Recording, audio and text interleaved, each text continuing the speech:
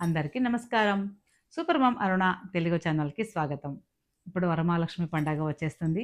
ఇది వచ్చిందంటే సంతోషము, సంబరము, అలాగే ఒక 1 మంత్ నుంచి కూడా మేము ఇల్లు క్లీన్ చేసుకునేది. పండగ వస్తుంది. ఏ చీర ఎక్కియాలి? ఎవరెవరిని పిలాలి? ఎలా అలంకరణ చేయాలి? ఏ వస్తువు కావాలి? ఇదే ఒక ధ్యాసలో ఉంటాం కదా! నేనైతే అలాగే ఉంటాను. ఎందుకంటే నేను ఇది 33 ఏండ్ల నుంచి కూడా ఈ వ్రతం చేస్తూనే వచ్చాను. ఈ పూజను. అందుకని ఇప్పుడు ఈ మధ్యలో నేనేం చేస్తున్నానంటే 3, 4 ఇయర్స్ నుంచి ఒక లిస్ట్ రాసేసుకుంటాను. దాని ప్రకారంగా ఈ పని అయిందా లేదా? ఇది ఉందా లేదా? ఇది తెచ్చుకున్నానా లేదా? అని చూసుకుంటే అయింది టిక్ చేసేస్తాను. కానిది అలాగే పెట్టింటాను. ఇలా చేస్తే చాలా ఈజీగా అవుతది. అంటే ఆ రోజు ఏమి హడావుడి ఉండదు. ఎంత ఈజీగా పూజ చేసుకోవచ్చు. మనకి టైం కూడా చాలా మిగతామవుతుంది. నేను ఆ లిస్ట్ చేసినప్పుడు దాని గురించి కూడా ఒక వీడియో చేద్దామనేసి నేనేం రాసుకున్నాననేది చెప్తాను. ఈ వీడియో చూసి మీరు కూడా రాసుకోండి. లేకపోతే ఈ వీడియోని సేవ్ చేసి చూసుకోండి. ఫస్ట్ పసుపు, కుంకుమ, వ్రతం చేసుకోవడానికి వ్రతం బుక్కు, తర్వాత గంధం, విభూతి, కర్పూరం, దాంతో పాటు కొంచెం పచ్చ కర్పూరం, అలాగే ఒత్తులు, అలాగే దీపం పెట్టడానికి నూనె, మరి నెయ్యి, అలాగే 2 టెంకాయలు, ఒకటి నిండుది, ఒకటి కొట్టడానికి, తర్వాత అగరబత్తులు, అగ్గిపెట్టె, జవ్వాది పౌడరు, గజవస్త్రము, దారం రీలు 2 తీసుకోండి. ఒకటి లావుది ఏదైనా తోరణాలు కట్టడానికి, ఒకటి చిన్నది కంకణం అది కట్టడానికి. పసుపు కొమ్ములు తీసుకోండి. తర్వాత ప్రియమైన వస్తువులుంటాయి కదా! మీ వద్ద ఇంట్లో ఉన్నాయా? అవి తీసుకోకండి. అవి తీసి పెట్టుకోండి.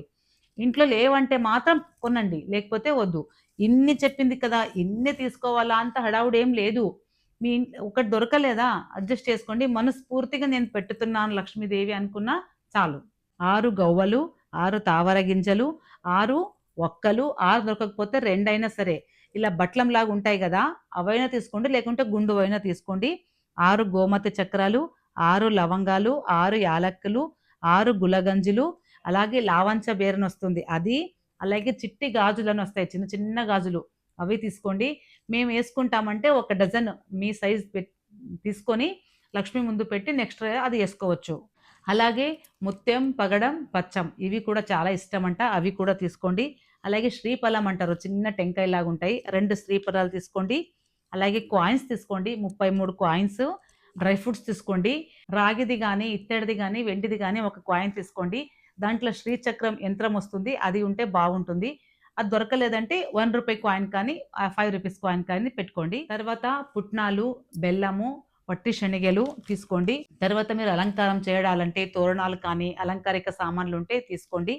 తర్వాత టేబుల్ మీద పెడతారు టేబులు, లేకపోతే పీటలు, దీపం పెడతారు గదా! దీపం స్తంభాలు, నైవేద్యం పెట్టడానికి ప్లేట్లు, కలశ ప్రతిష్టాపన చేయడానికి చెంబు కానీ, కడవ కానీ, రాగిది కానీ తీసుకుంటే తామ్రంది గానీ, ఇత్తడిది గానీ, బియ్యం తీసుకోండి. అక్షత కలుపుకోవడానికి కొన్ని, ఏయడానికి కొన్ని. తర్వాత బ్లౌజ్ పీస్ అమ్మవారికి ఎక్కేయడానికి బ్లౌజ్ పీస్ కానీ, శారీ కానీ తీసుకోండి. శారీ తీసుకునేటప్పుడు ముఖ్యంగా మీరు అంచు, కొంగు బార్డర్ ఉండాలి. అలాంటిది తీసుకోండి. బార్డర్ సీర అయితే మరీ మంచిది. తర్వాత ఇంటికొచ్చిన ముత్తైదువులకి బ్లౌజ్ పీస్ ఇయ్యండి. బ్లౌజ్ పీస్‌తో పాటు కొంతమంది రిటర్న్ గిఫ్ట్ కూడా ఇస్తారు. మీరు ఏమిచ్చినా ఆకులు, ఒక్కలు, పసుపు, కుంకుమ ఇస్తారు. కొంతమంది గాజులు కూడా ఇస్తారు. ఇంకొంతమంది రూపాయి కాయిన్ కూడా అందులో పెట్టింటారు. నా ప్రకారంగా అయితే నలుగురిని అడిగి తెలుసుకున్నప్పుడు కాయిన్ అనేది ఇవ్వకూడదు అన్నారు. అందుకని నేను కాయిన్ పెట్టాను.